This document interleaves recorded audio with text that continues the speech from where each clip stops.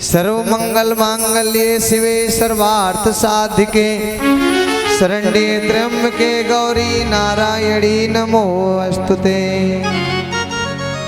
या देवी सर्वभूतेषु शक्तिरूपेण संस्थिता नमस्तस्यै नमस्तस्यै नमस्तस्यै नमो नमः। माता भद्रकाली को आज स्तुति की। भरत जी ने कहा, माँ आप कहाँ, तुम तो अपने तन की भी सुधि नहीं रखते हो। कहा, जगत में जिसका जगत पिता रखवाला, उसे मारने वाला हमने कोई नहीं निहारा। अरे जाको राखे साइया मार सके ना कोई, बालन बाका कर सके चाहे जग बेरी हो। उसका बाल बांका भी नहीं होता। माता आप रक्षा करने वाली, फिर क्या बात है। भद्रकाली मैया आशीर्वाद देकर के चली गई।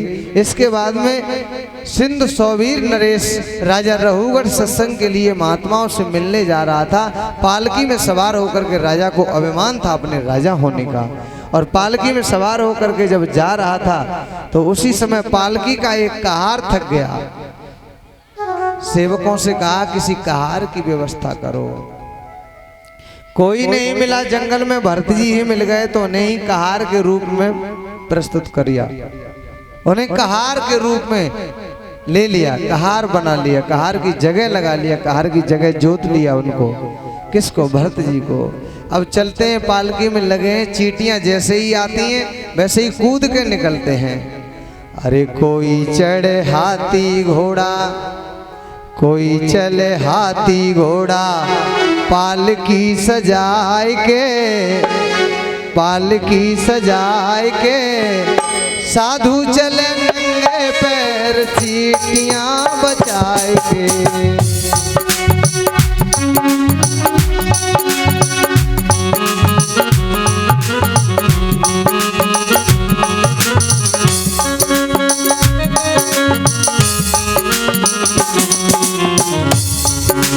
कोई चले हाथी घोड़ा, पालकी सजाए के, पालकी सजाए के, साधु चल नंगे पैर चींटियां बचाए के।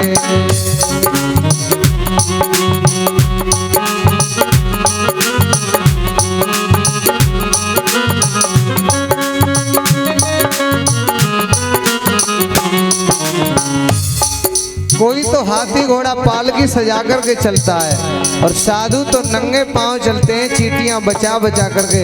ऐसे ही भरत जी चले जा रहे हैं और जो भी चींटी आ जाती है पैर के नीचे सामने, वैसे ही उस चींटी को कूद करके निकलते हैं, कूद करके।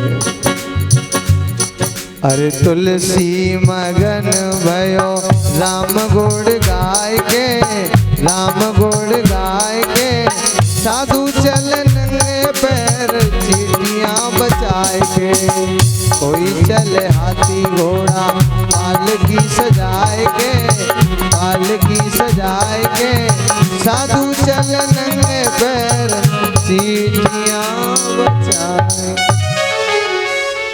चींटियों का जैसे झुंड आता है तो देखते हैं, रुक जाते हैं, और रुक जाते हैं, बैलेंस बनाते हैं, और बैलेंस बना के एकदम कूद के निकलते हैं क्योंकि चींटी दब न जाए। और कूद के जैसे ही निकलते हैं वैसे राजा रहुगढ़ का जो बांस है ना, बांस, वो पालकी के, वो सिर पालकी के बांस में जाकर के लगता है। और जैसे ही सिर पालकी के बांस में लगता वैसे ही राजा रहुगढ़ कहता है, कौन है ये, क्या बात है, कहारो क्या चलना नहीं आता तुम्हें, कैसे चल रहे हो, तुम्हें पता है मेरा सिर पालकी के बांस में लगा है।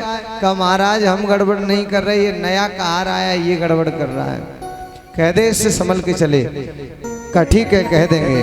कहा ए संभल के चलो जरा। कहा ठीक है। अब चलने लगे आगे, फिर वही बात बनी, चींटियां आई वैसे ही, फिर छलांग लगाई, फिर पालकी के बांस में आज सिर लगा राजा का।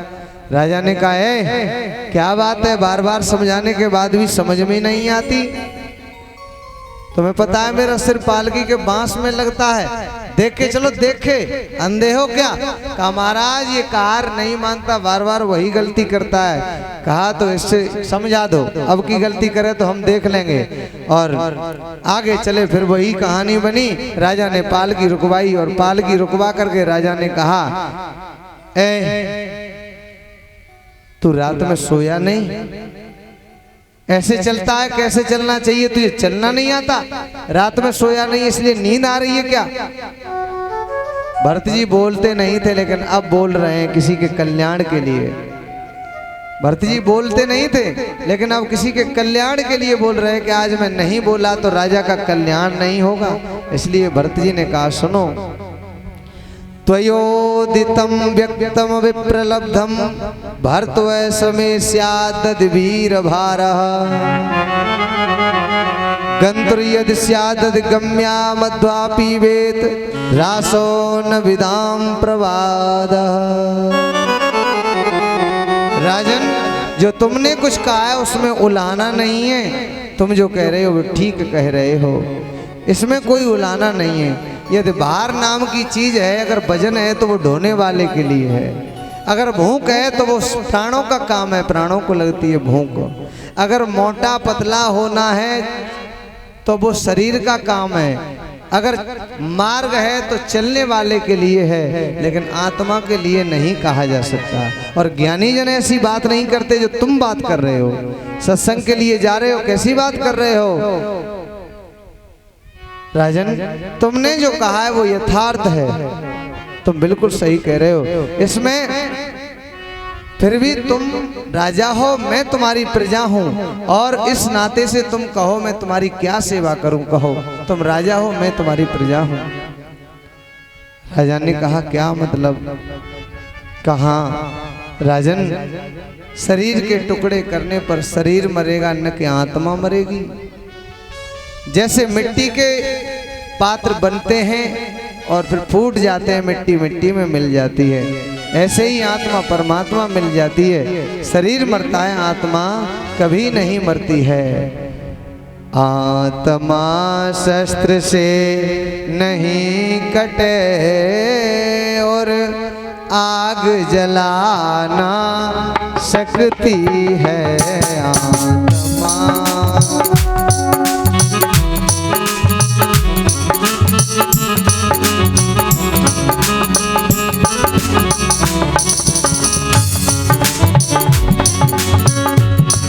आत्मा शस्त्र से नहीं कटे और वो आग जलाना सकती है।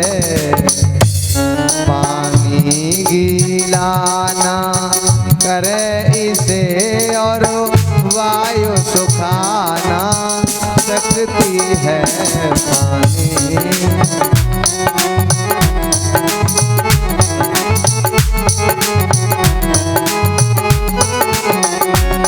पानी गीलाना करे इसे और वायु सुखाना सकती है।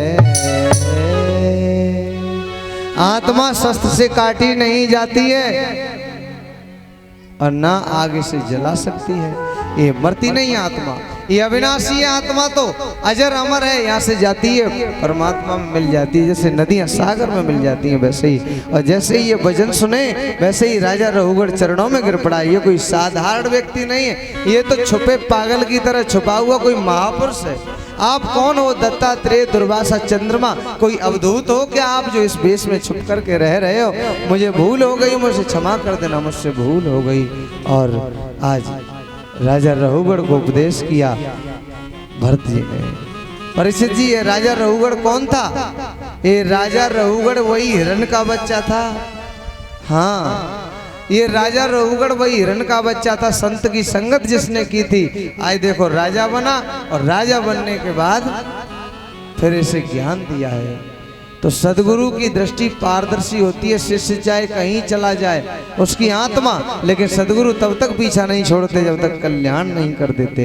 और चाहे सदगुरु को इतने दयालु हैं, चाहे सदगुरु को खुद कई जन्म क्यों न लेने पड़े शिष्य के कल्याण के लिए, लेकिन वो अपने शिष्य बुरा हो सकता है पर गुरु माता पिता से भी ज्यादा प्रेम करते हैं। गुरु को कोई लालच नहीं होता, लेकिन थोड़ा गौर करना, मैं उस गुरु की बात कर रहा हूँ जो परम गुरु हैं। अब गुरु के नाम पर कोई और हो तो उसकी मुझे क्या पता। हाँ, मैं गुरु की बात कर रहा हूँ, मैं ये नहीं कर रहा, मैं संत की बात कर रहा हूँ, मैं असंत की बात नहीं कर रहा। हाँ, तो ये राजा रहुगढ़ ही था, इसका आज यहाँ उपदेश किया है भरत जी ने, इसका उद्धार हुआ है। बोलिए संत समाज की जय, सद्गुरुदेव भगवान की जय। जय जय श्री राधे श्याम। ये कथा श्री सुखदेव जी ने परीक्षित को सुनाई।